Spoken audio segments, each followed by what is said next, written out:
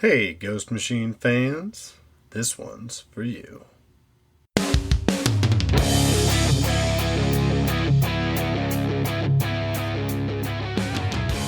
Welcome to the Ghost Machine Fans Podcast, episode 33. Amidst a flurry of Ghost Machine titles being released of late, we are here to bring you yet another momentous creator interview. I am Snoggle, aka Becky, and as usual, I am joined by my partner in crime, Nick. Nick, can you tell us about our special guest? It would be my pleasure to do so, and I'll start by giving you her bona fides. So she attended the Emerson College and graduated in 2013 with a degree in visual media arts and television production.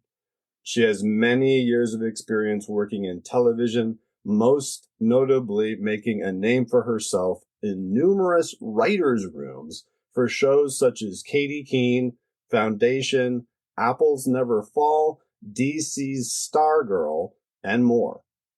And her first foray into comics happens to be, it happened on Hyde Street, Devour. She's one of Ghost Machine's co-founders. It's Maytal Zchut. That was great, Nick. I love that. Out of 10. Out of 10. How is my last name pronunciation? It's 1 out great. of 10. It's great. No, you've got. I'm going to give you a 10 for effort. No. You know what I mean? Yeah. Very kind of you. How are you today? I'm good. Thank you so much for having me. This is fantastic. I mean, I love everything you guys have been doing and all the videos and all the stuff I've seen online. It's been incredible. So I am thrilled to be here. We are super, super thrilled to have you. I heard that this happens to be your first solo interview that we get to do. It is. It is. And you'll be able to tell, you know what I mean? No. No, I'm just kidding. But yeah, this is my first solo interview. We did the panel back in New York Comic Con. I do say that it went really, really well. I often say that I blacked out, and then people told me that went really well, and I was like, okay, great. I'm glad I said something that helped you buy the comic. So it went really well though. So I'm hoping we can get on a rhythm, and I can do the same here on my solo interview. Sounds good to us. We have no doubt. And we saw that panel. It was a good one. Mm-hmm. We really, really enjoyed it. You guys had a heck of a turnout at the last New York Comic Con for that panel. How many people were you talking to? How many people was I talking to? I was looking at one guy until he got uncomfortable, and then I moved my eye contact to someone else. But in general, there were a ton of people there.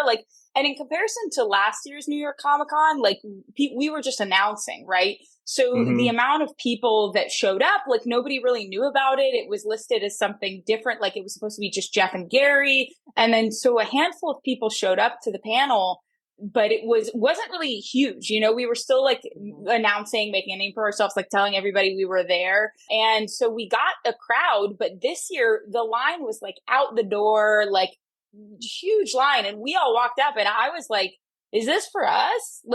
And everybody was like, oh yeah, this, people are waiting and want to go in and want to see this. And it was a packed room. The room was completely packed. It's heartwarming to see that many people come out for us and want to see us succeed and support us. And that is all I felt from the fans up until now and continuing to feel that, you know? And it's such an early stage for the brand and for you too, to have that much energy and momentum already, you know, so at that point, Devour hadn't even come out yet, right? Yeah. And Hyde Street had just came out, and you guys were handing out ash cans for Rockefellers and Hornsby and Halo. So at this point, they've only really seen a couple of the ongoings that we've been following for the last 6 or 7 months. And you're saying that there was an army of people, hundreds of people, thousands of people, tens of them? Thousands. Yeah, 100,000 people. No, I'm just kidding. Can you imagine? No, I don't know how big the room capacity was. I'm that would give me a sign, but I feel hundreds of people, a few. That's awesome. I might be exaggerating. I'm bad at, You know, when you like put stuff in a Tupperware container and you have to know the size of it, I'm bad at that. So I'm bad at judging a room size and how many people fit inside of it. So I don't know how many people there were, but the room itself was full, and it was a big room. It had enough space for all of us creators, which is quite a few. So it had enough room for all of us creators up front, and it was definitely a full room, like a packed room. I'm assuming, you know, you're in a conference center, so it's ballroom size. So it's probably like 200 to 500 people. Even 100 people talking in front of strangers is I agree. I think, you know, what's so amazing, and to your point, Nick, is that like our fans and our audience and everybody who's been supporting us, they're all really kind people. In our environment, like the people that we get that come out to all these signings and that come out to New York Comic Con and support us, like they're all so kind, so friendly, just encouraging. It's just been this amazing reception from people. And I receive that same, you know, kindness, which I really appreciate because I know this is my first entry into comics. All of our fans are just excited for like, okay, what are you doing? I want to get it. It's already on my pull list. Like, and that's what I got at New York Comic Con is a bunch of people being like, I can't wait for your book. And especially after that panel, when we spoke, that made people want it even more, you know, and then meeting people in the signings, that makes people know us and they realize how much we care, and that makes them care too, you know? And that's kind of the vibe I get from all of our fans. Really, truly. It's almost like that rock star comic book creator feeling that I remember from back in the 90s, where you'd see like lines around the block wanting to get autographs with Todd McFarlane and that kind of stuff. And it's like what you all are doing is taking that to like another level of legitimacy, right? Because the core comic book fan wants to go see the creators they love in person and get autographs and do it the way that, you know, it's about that. You know, it's not about it whether or not that book's going to get optioned and end up on something. And we hope everything Ghost Machine does turn into. Don't worry. But I'm just saying, like, what you're describing and that like work symbiosis, which is maybe a bad word because of Devour, but like it's something that is unique to the comic book industry in terms of the momentum that the fan base can have. And like you see these videos of just these massive amounts of people lining out to get autographs from you all. And then, you know, I think there are some people that got 11 signatures on a book at this convention, you know, just amazing stuff. Like I don't see other, I know there's the big two and everything, but all the different organizations or groupings within groupings of comics, I don't see them doing what you all are doing. And it makes it very easy for us to stay excited about it. So.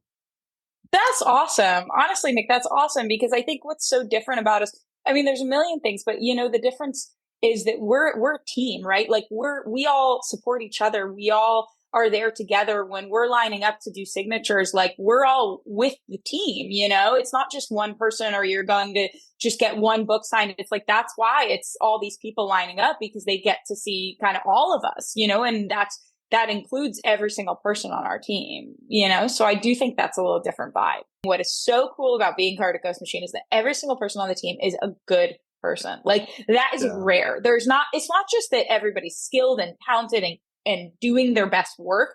It's that everybody is kind and like wants and cares and wants to succeed as a company and wants our audience to enjoy what we write and wants to like make that difference, you know? Like I think that is so important. That's what's going to make us stand out of all these other companies because we're not interested in, you know, like we're interested in our audience. We're interested in like our content. Like we care so much. Like there's passion that just does not exist elsewhere. And everyone on the team is so passionate.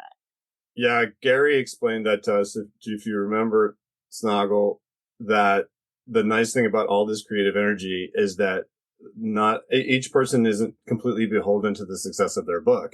The brand needs a couple of books to really do well, and that can intermittently fluctuate, but that everyone is a unit. And so that creatively, I think, allows you to, I would think, de-stress a little bit and focus on the story and making something and not like, oh, how's everything going to be received, you know, like in the world that we live in today. For me, I think there's probably still a lot of that stress because it is my first entry into comics. Sure. You know, they're so established. And I get, you know, I totally think having them at my back, like that really helps, and it helps push the book, and it helps people want to see what I have because, you know, they know that if the Ghost Machine name believes in me, then so should they, you know, and that's a really awesome feeling. That in that way, it does relieve some stress because I have this whole support system, you know. That is very, very cool. Mm-hmm. So one thing we must do, Maytal, before we begin interrogating you, which is our plan today, is we have to cover the news because there's some news that has to do with stuff you made. So normally we don't do our full format, but in this case we're gonna because it involves you. So I do always get kicked out though, and Becky is in the newsroom. I'm in the newsroom. Devour news. And this is really good for you. This book was so popular that it sold out instantly, which is amazing. I'm new to the comic book world, but I expected that. Like I saw coming out around Halloween. I mean, even the cover, the story, the success from Hyde Street. I'm like, oh, this is going to be really good. So congratulations, by the way. The second print, of course. The second print will hit shelves later this month on November 27th, which I believe that's around Thanksgiving. Yeah, I think it's the day before. It is the day before Thanksgiving. So pick up your copy and bring it, ironically, to Thanksgiving dinner the next day. Also upcoming is... Share it with the family. Yeah, that's what I was going to say. It's a good family book, right? Yeah, that's literally what I was going to say. Yeah. You'll just need one. Also upcoming is the Hyde Street #3 and Redcoat #8. Final order cutoff date is November 18th. And Geiger #9 is November 25th. So don't forget to always pre-order your comics and make sure that you've got a pull list at your local comic book shop. Those are the last days you can order those. Those are the cut-off order days. Remember, in 2024, we all pre-order our comics if we know what we're doing. So do that, Ghost Machine fans. All right. We're ready to get into the nitty-gritty with Maytal. So you got your start working in television on many cool shows. As you can imagine, that's extremely exciting to us. How did you get into TV, and what is your origin story? Okay, so my journey is it both feels conventional and feels like different than what people do now to kind of enter into the television world. It's definitely changed a lot since I kind of started out in this industry. But basically, about 12 years ago now, I was at Emerson College. It was my last semester, and I came out to LA to do, basically, it's like kind of like a semester abroad, but like you do it, it's a semester in LA. So a lot of students do that for their last semester. And I decided I really wanted to do it. I always knew that I wanted to do that as part of the program. That was something that was really appealing about the program. So I moved out to LA, and I got an internship at a company called Good Universe. And Good Universe produced the movie Neighbors. And while I was interning at Good Universe, I got an opportunity to intern on the movie Neighbors. So I went and I was in the AD department, and I was basically a set PA, but just without the pay. So I was doing it. I was an intern. So I was there all the time and I loved it. I had the time of my life being on set. I still remember the first time I went on set, and just like that moment where you get to see it for real in front of your eyes. You're like, this is bigger and better than anything I could ever imagine, you know? And that was just such an amazing rush. And that's when you know, like, you're in the right place, you know? So I got to intern on that movie. I then went back to school to graduate, and then I flew back to LA immediately following my graduation to basically finish the movie as a set PA. So they hired me full time as a set PA. And I was like couch surfing. I would like pay people with like the food that I would get from Crafty. You know what I mean? Like all the extra, like there would be like in and out from set, and I'd be like, here you go. Thank you for letting me sleep on your couch. Like that was the vibe, just like to get out and be part of the industry. So that was my start. That was like the first thing I had ever done. And then it kind of like snowballed from there. So it was like I got another set PA job from there on a TV show. And from there, I went to being an office PA, and from there, a writer's PA. And it just kept like moving up the ladder into the writer's room. And I worked in the writer's room for a really long time. And that eventually led me to, all of the shows that I got the chance to work on with these amazing, incredible writers. And it taught me so much along my experience, like along the way. And then I eventually landed on Stargirl, which is kind of how I ended up here. My origin just starts from me being like passionate and wanting to do this and wanting to be part of the TV world and the movie world and all of the stuff that I loved, and just pushing myself forward and like honestly never giving up. That's like such a big part of it. Like I never gave up and I never lost hope, and I never, like, of course I have my moments, everybody does, but I just kept going until I landed kind of on Stargirl, and then it led me to here. And that's been the most amazing part of the journey, really. So are we safe to assume you became acquainted with Jeff Johns when you worked on DC's Stargirl? Or what was your introduction to him? Like, when did that occur? What was it like? Okay, so my intro to Jeff, basically, it was during COVID. And I was on another show prior to this, and it was in the Berlanti universe. And so we, through the Berlanti universe, I got acquainted with Jeff to interview for Stargirl.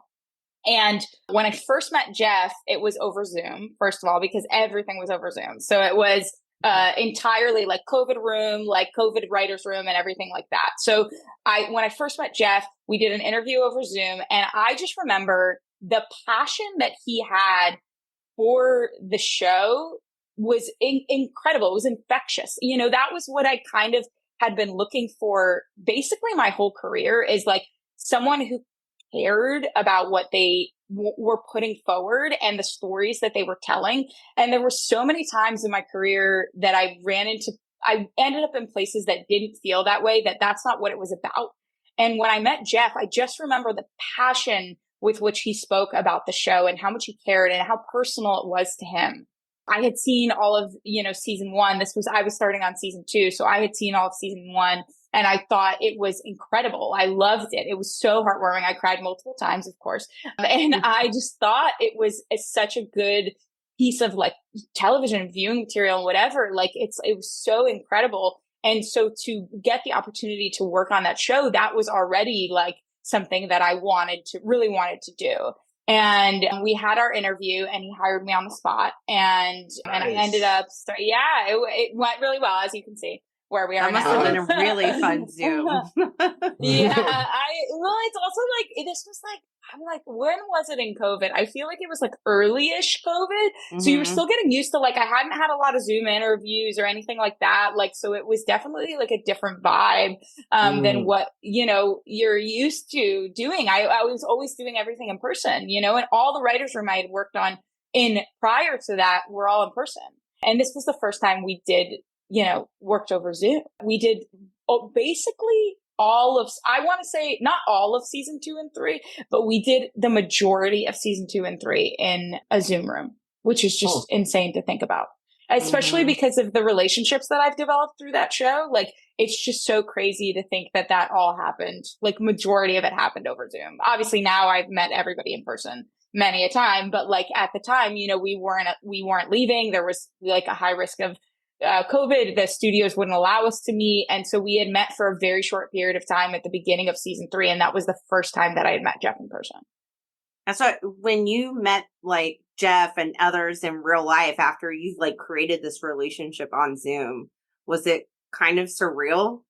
Absolutely. Especially, I think we all remember that time in COVID where you were just Zooming, and like, there's got to be people that you met in person, like after that, who you hadn't met before. And it's just like, you're like, I know you, but I've never, like, it didn't feel like I knew them any less. like everybody, you know, but you're just like, I know you, but it's all just been virtual, and you're just, it's a really like amazing moment. I actually remember coming into the office the first time and Jeff gave me like a big hug, and like, it was just like such a wonderful like feeling to be like, we're in person again. Like, and I'm like, I can't believe I've never met you in person, because we have built this entire like working relationship and had never met in real life.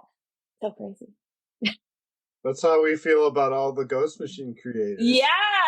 You gotta come out. You gotta come out to Comic-Con, and then we'll all hang out. Yes, we will. We have plans. We have plans. I mean, that's an amazing story. And by the way, what you said about how you got your start is pretty motivating. It's pretty cool. How does that lead to comic bookery and ghost machinery? So I would say, in terms of Ghost Machine, how does it lead to Ghost Machine? I think is the question, right? How did this lead to Ghost Machine? And basically, over the course of working with Jeff, we developed like trust, I would say.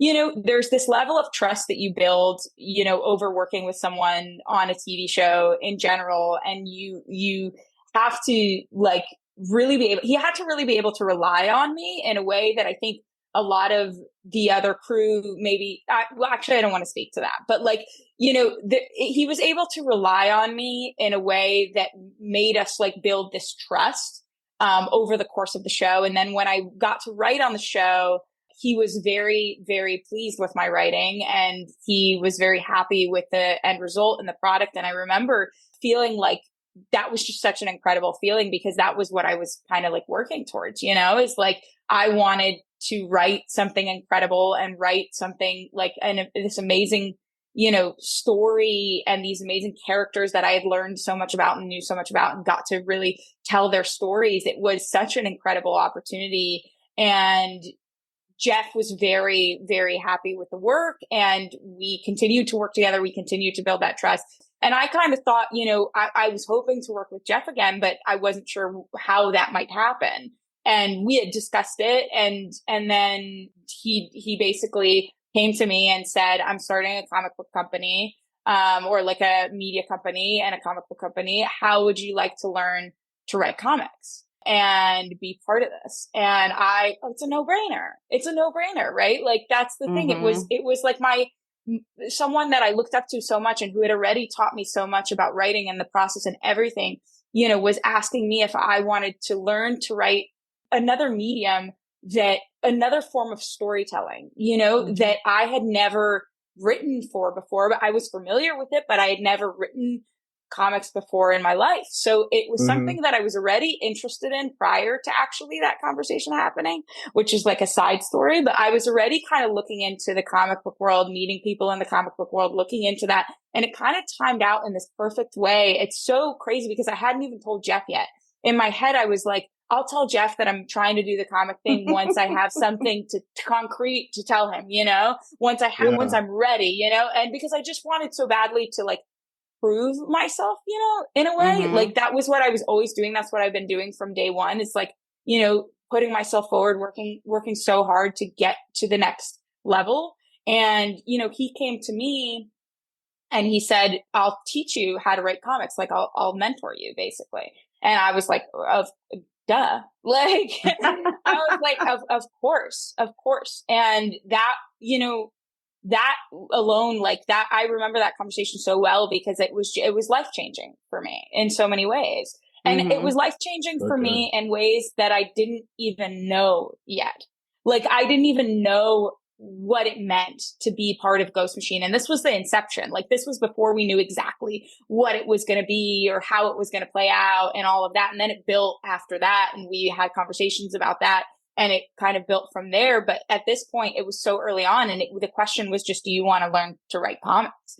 And even that alone, I was like, yeah, of course, duh. Like, you know, I'm in.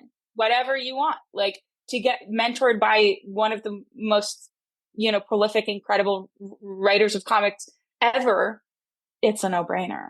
So of course I said yes. So that is kind of like how that happened. And I think just to give like a little context, like, you know, over the course of Stargirl, like, I worked very, very hard. to get to this opportunity. And I think that Jeff really has recognized that. And he's even told me before, you know, something that I admire about you is that you work for everything you have. And that is so real. It's a hard thing to know as a truth, but like, it's a reality. Like, I will always care. I will always put my everything into this. And Ghost Machine, it's not just about me. It's about the company. It's about the team. It's about everybody. Like, I am so determined to do the best work that I can in this and to write the most incredible comics, because it's about Ghost Machine. It's about our audience. It's about everybody. And that's what matters to me so much. And Jeff matters to me so much, you know, like this person who believes in me, and it makes me believe in myself even more, you know? So long-winded way of saying that's how I ended up here. No, that's super awesome. I mean, to have that validation from someone you look up to and respect. So thinking about, like, I have never written really anything except for what I was forced to in high school and college. So I can kind of see some correlations between like storyboarding a TV show and doing a comic book. But what are the major differences that you have seen now? What do you like? Like, yeah, what'd you absolutely. learn? Tell us. Oh my God. I honestly, weirdly enough, I am constantly saying that I feel like I've learned more this past year than I did almost in my like decade plus of working in television in a way. Like, I learned a lot then, but it took me a decade, you know? And then in a year, I just feel like I supercharged my learning in a way because of everything that I've embraced and because of all the mentors that I have in this industry. But I will say the major differences in my mind as a creative are that you're telling your own story, right? Like, Devour is my story. Like, I know there have been influences, obviously, that I've taken notes, and Jeff has helped mold things and shape them and make them what they are in the best way. But it's my story. It's my words. It's my ideas going on that page. And when you're writing on a TV show, you're writing to the showrunner's vision. And so it's not necessarily that you're not putting in your ideas or that it's not your words, but you're writing to someone else, like to someone else's idea. And it's not your own. It kind of, in a way, it's like good. And there's like pros and cons, right? Because you're writing in a room, you're pitching ideas in a room, you're pitching ideas with other people. So it's your idea gets there, but someone else's idea also gets there. When you're writing a comic book, it's kind of, you're doing it in not complete isolation, but in isolation in a way. So it's your ideas, and you're kind of collaborating with the artist, and, you know, and everybody enhances it. And it's like you and the artist kind of having this conversation, but for the most part, it's like, it's not like an entire room of people making up these ideas that you have, or then go and you write, you know, that you then go and you write and you tell the story that the showrunner wants. It's like, it's all on you in a way. So like, that's that's the, I guess, in a way, the con is, it's like, the pro is that, wow, I get to tell my own ideas. The con is that if it goes poorly, like, that's on you. Like, it is, that's on you, right? You wrote the story, you came up with the idea, you did that. So it's like, if it doesn't go well, like, that falls on you instead of like, oh, it's the whole show or whatever that might be. So I think the major difference is just the storytelling is more of my ideas and not to someone else's ideas. But I also will say it's just a different form of storytelling, which I love. I love that it's a different form of storytelling because basically when you write for TV, it's not that you don't have to think about it visually, or that you don't have to do a lot of the same like scene layouts or whatever it may be, like, as you're writing, but you're thinking mostly like of the page and what you're putting on the page. And when you're writing in comics, you're thinking visually, you're thinking like a director almost, you know, and you're collaborating with your artist. You're kind of like co-directing in a way. Your artist is adding to it, and you're saying like, hey, this is what I think should happen. And then your artist is like taking that to the next level. And it's kind of like this co-directing process. Whereas in writing television, like, ultimately there will be a director on the project, and they will dictate some of the shots and stuff like that. It's also a collaboration, but it's a little different, I think, especially if you're a lower level writer and not like the showrunner. That makes a lot of sense. So you're like the showrunner of Devour. That's exactly right. And the head writer. That's crazy. Yeah. I didn't even think And about the it like that. director. Yeah, exactly. And the director. Yeah. But it's cool because I think what's so cool is like when you're a storyteller, like you want to tell stories, right? Like that's what it is, right? Like I just want to tell amazing stories that mean something to me and to put those on a page and for hopefully for people to connect with them because they meant something to me. Hopefully it'll mean something to them. But in reality, when you want to tell stories, like the medium is just like a mechanism for it in a way, like, but learning to tell a story in a new medium, it teaches you about the other medium. Like it teaches you, it's learning to write in comics has taught me so much that I will apply to TV and that I'll apply to film and that I'll apply to anything else because you have to learn to tell a story in a new way. And that is a challenge and it's a skill. That I am honestly in so many ways still developing as I go, you know? Well, so since we're talking about, you know, the Maytal only show, well, Maytal and Layla, right? Mm-hmm. Yeah, that art is awesome. I really She's enjoy amazing. that art, by the way.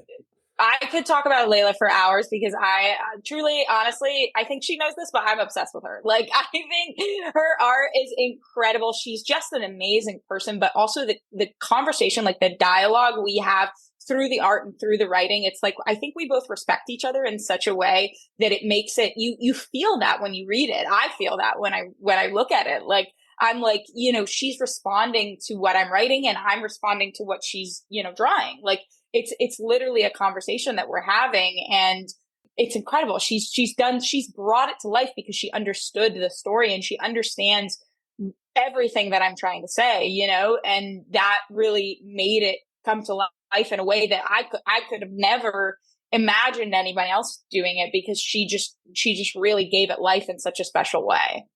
I mean, it was simply fantastic. Yes. Nick and I talked about it, like, obviously, as a woman, I connected to it pretty heavily. At first, I was like, I don't know how to feel. And that is what I think makes it so horrifying. I mean, in my view, this comic was for me. This comic, now men might be afraid of it, but that is literally that little beast inside of us, you know, the Devour. I'm not good enough. What can I do to be skinny? I was like, oh my gosh, it's so good. It's like horrifying and creepy, but also really hit me in my heartstrings. Yeah. Does that make sense? Yeah. And I appreciate you saying all that because like that was the goal. Like, you know, and I think like that's why the reaction to it has been so incredible because I like put this all down exactly what you're saying. That was how I felt. That was how I still feel. You know, that is how I still feel. But you know, I put it all down in a story that meant something to me and the reaction and how people have received it. I was like, oh, you get it. Like you get it. Like it didn't go through, like it wasn't like, oh, I don't, like it didn't go over people's heads. Like they were like, I read it and I understood it and it resonated with me. And I'm like, yeah, I get it because it resonated with me. As I was writing, I was just like, I learned so much as I was writing about my own feelings about this whole topic. And so to see people's reaction, it just means the world because I'm like, we're all on the same page. Like, I'm not alone. I'm not alone in this feeling, you know? So and how it was generational. That's masterful writing on your part, especially like literally shoving it down her throat that you need to be this specific. I mean, it's so good. Thank you so much. It's, you know, it comes from a place of truth. Like it's a sad truth, but it is a truth. And that's why I think like the horror lens was honestly like such a perfect way to capture it because it is a horrifying reality. It's a horrifying story and it's a horrifying reality that we live in, that it's the societal pressure, it's the familial pressure, but it's also ultimately the pressure we put on ourselves, right? Like ultimately it's what is ingrained in us. It's what becomes part of us and what we end up then doing to other people, doing to, you know, potentially your kids or whatever it might be. Like that's the generational element, but you also like, we perpetuate this problem, right? Like that's societal. And it comes from our own like self-doubt and self-criticism. And it just makes sense to me because even it's so sad in a way, because even after writing this book, sometimes I still find myself doing all this stuff and I'm like, you know, the problem. Like, I'm like, you clearly know the problem. You wrote this book. And I'm still like treating myself like that. And it's like such a sad reality that's so attached to us, you know? It hit home for me because Nick and I are getting married in a year. So like in a month, I'm about to go wedding dress shopping. And I was like, that's the one reason, like, I've been putting it off. Because you just like, totally no matter it, what size you've been in your life, it's just never good enough. It was really, really good. Thank you. And I'm glad it resonated with you. And I also want to just say, like, I don't think I really got the opportunity to say this about like in the book, but like, I really hope that it also helps people find, you know, this is like above and beyond of what it might do, but like, I hope it helps people find some self-compassion because like, that is ultimately like, I don't want to say I think it's a commentary more than it's a message, but I do, you know, for anyone who reads it and it resonates with them in my head, like as a person, I'm like, I hope you can find compassion for yourself because that is such a hard thing that we are all facing and you're not alone. You know, you are not alone. Like that. So that to me is something that I really hope I can kind of get across, you know, to people, even though it's not necessarily the messaging of the book, if that makes sense, you know? Yeah, I like that you said it was commentary because when it's done well, it does cause you to think about do some self-reflection. How do I treat myself? How do I treat others? Which is why I think it was so scary at first. I was like, oh. That's awesome. Thank you for saying all that. I'm so like, I'm over the moon with how this has been received. Like over the moon with how this has been received because it's honestly better than anything I could have ever hoped for in a way, you know? It's very significant that we take note, Maytal, of the sophistication level of the conversation that we're having about a comic book. In an age, and hey, I love all this stuff that I'm about to knock, but you know, in an age of capes and vulnerability and all that, you're saying that you wrote something to literally send a message to the people reading it so that they would get something more out of it. And then amidst that, we're able to connect something that's sophisticated to a premier comic book brand that's just getting started, and it happens to buttonhole into an ongoing series for that comic book brand. And that is just such a more multifaceted fan, everything. You know what I mean? Like that is just speaking truly to what this medium can do in a very, very, very unique situation. The fact that you're able to reach people with that type of message, also accomplish the profoundly creepy stuff, and sell out is sell out in the good way, not in the musician way. Yeah, like sell out to comics, you know, off the shelf. Like sell out, let's go to second print, like overnight means that people care about what you're talking about. Yeah, which is awesome. Like we're getting to talk about some real stuff because of comic books. Which leads us to ask, what is your next venture? So my next project, I won't say too much about it, but basically I'm working with the same creative team. Layla is going to be my artist. We are very excited to tell the story. I personally am extremely excited for it to go out into the world because it's another story that's also very personal to me. It's different. It's completely different tonally. It's completely different. Like in the subject matter is different, but it still very much captures something that is a personal story to me. And so I'm excited to put that out in the world. Cool. Well, I think whatever it is, it's going to be amazing. I'm so stoked. Yeah. I'm honestly so stoked. I'm writing it right now. So it's really fresh on my mind, you know, it's just like, it's going to be a minute before we put it all out, but but I'm so excited for it to be out there because I'm like, I'm so stoked to tell the story. Like, I just, like, that's the thing about writing comics for me that's been true since I started Devour, basically, is I am just so excited to be writing. I'm just so excited to be writing these stories and telling something personal and doing something that's not just surface level. And to your point, Nick, it's like, we get to tell whatever stories we want. We're not trapped in the big two. Like, these are the stories that we have to tell, and this is the characters we have to use. Like, we get to do whatever we want, you know, in so many ways. And that is a unique opportunity. And that's what's so exciting about it, right? I want to tell stories that mean something, that matter. And I get to do that. That's why every day, like, when I'm writing, I'm like so excited, even when I hit a roadblock and I'm like, oh, I got to figure this out. Like, it's still the best thing in the world. Like, it's still so much fun and it's so great. And I love doing it. And that's why I'm so, honestly, I'm proud of myself for everything I've put in to kind of get here, because this is what I've always wanted, you know, like, and it's almost like what I've always wanted, but didn't know I always wanted, you know what I mean? Like, it's like, I didn't know that I was going to end up in comics specifically. I was going down the TV route, and that was what I loved.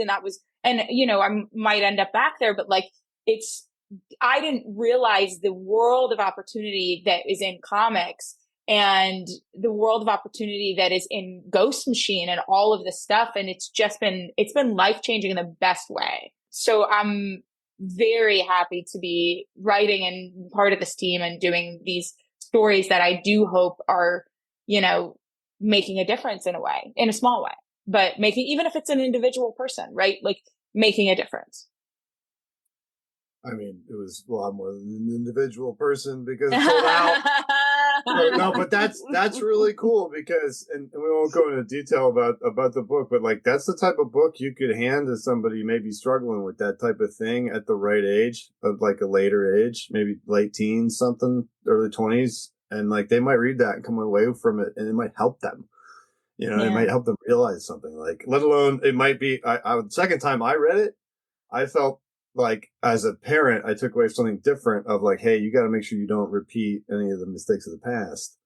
Mister. Yeah. You know? And I'm just a dude, like, you know, like, or whatever. Honestly, I think it applies to everybody anyway. I do. I think it's universal in so many ways, but I understand what you're saying, that it's like, because it's coming from my perspective, there is a level to which, like, it resonates with women, because we look at each other and we're like, I get it. Like, I get it. I think it is a universal experience because we're all dealing with some version of that. You know, I don't want to say that it's not something that men deal with, because it is, but there is a level to which I think when a woman reads this, it's like, you feel seen. I feel seen. And I feel seen when people read it and tell me they understand it, you know, like, then I feel seen, you know, does that make sense? Absolutely. 100% from over here. But it makes sense for me too, because I mean, I guess from the woman perspective, it's like how our size is perceived. But I do think men probably have to deal with different things, like their hairline, or if they have enough muscles. It depends where you're from, right? Like, because in LA, I do think that's true. Like, men are like, no body fat, no this, no that. Like, it's pretty intense. Yeah. Here in Ohio, I don't know where you're at right now. In Ohio. So, just one other question about that upcoming book, and if you can't answer, that's okay. Is it another one shot? Is it an ongoing? Is it like a limited? Do you know? I do know. I'm like thinking whether I think it's fair to say that it is a mini series. I think it's fair to say that it is a mini series. Nice. But I don't think we will announce it, and there will be more to be told about it. But I think it's fair to say that it's not a one shot. Right on. Cool. Ooh, that's exciting. So the body of work will continue to grow. What's that? Yeah. No, I was just saying the time flies. Yeah. Oh, yeah. Yep. So we have one question that we ask every Ghost Machine creator, Maytal. And that is, what do you do when you're not creating great and terrifying comics for Ghost Machine? Oh my God. Okay, that is a really good question that I ask myself very often because I'm like, what do I do when I'm not writing? I do think I'm a little bit of a like I enjoy it so much. And I struggle with like hobbies, like to find like hobbies and things to do. So like sometimes my wife's like, I'm going to do my own thing. And I'm like, okay, I guess I'll go write some more. Like it is definitely that. Like, but I will say that I do love cooking. I cook a lot. Nice. Like that's definitely something that kind of it's like a de-stressor. It's unrelated to comics. I have read comics and cooked at the same time. I think there's a picture of it somewhere. But generally speaking, I do enjoy like cooking and making like fun, different things that I've never made before. I like the challenge. Like I like a challenge of like what's new and fun and like tastes good that I haven't made before, which I think is kind of like, it kind of ties into the whole Devour thing. I think it's like, food related. Like I'm like Absolutely. cooking and making stuff. Do you like to create your own recipes? Because I love to cook and bake, and I'm like, really? oh, I'm gonna perfect this sauce. Or so I make tweaks. Like I find a really good recipe first as like a base. I find like a really good recipe that I look based on ratings usually. Like if enough people are like, I really like this, then I'm like, there must be something there, and I'll try making the thing first, like mostly based on the recipe, depending if it's something I've kind of cooked before and I can make adjustments based on my knowledge.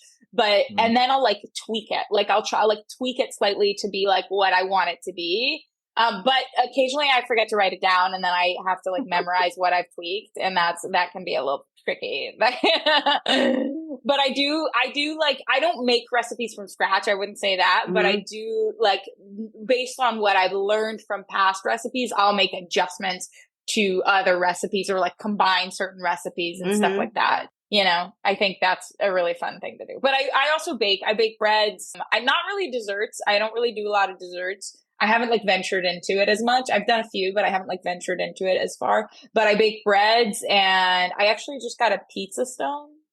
Ooh, that's cool.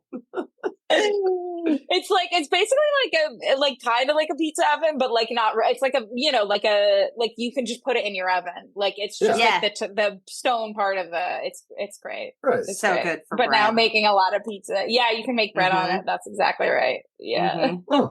That's pretty cool. Yeah, I also have a kitchen appliance problem. We don't have a ton of space, and I love kitchen appliances. Like I love new kitchen appliances. They're so much fun. Just like we have like the KitchenAid, and like I just got my wife got me a new food processor for my birthday. It's great. It's great. I'm really stoked about it. Have you started getting into all the attachments for the KitchenAid? Because I have a KitchenAid as well.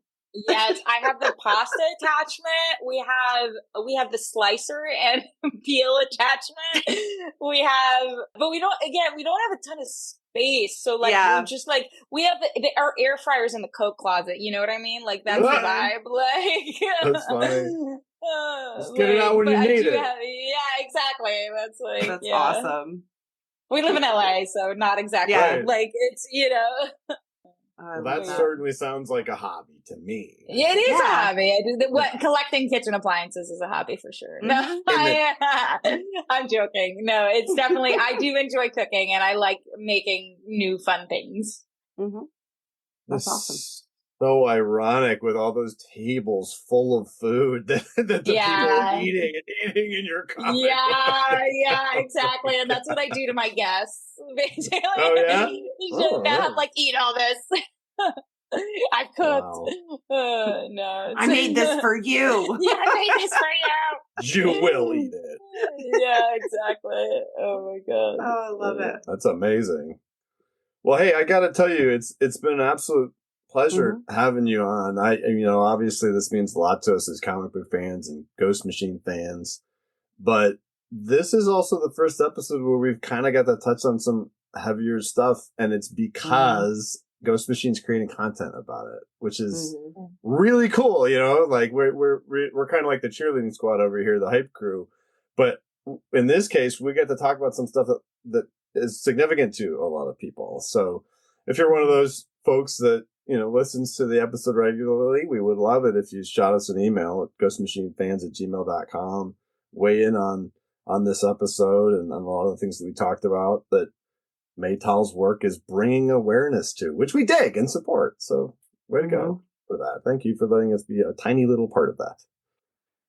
Thank you for having me. Like, this has been really such an incredible experience just talking to you guys. I mean, you know, I've talked before about the support I get from like the team, which I might want to like mention that actually again, because I realized I didn't really touch on that too deeply. But I talk a lot about the support I get from the team, but I think the support that we get from you guys and from our fans and from, you know, everybody who's out there, like that's what makes a difference. Like that's what makes us able to do what we do, you know, without that support, we wouldn't be Ghost Machine, you know, we wouldn't be this company.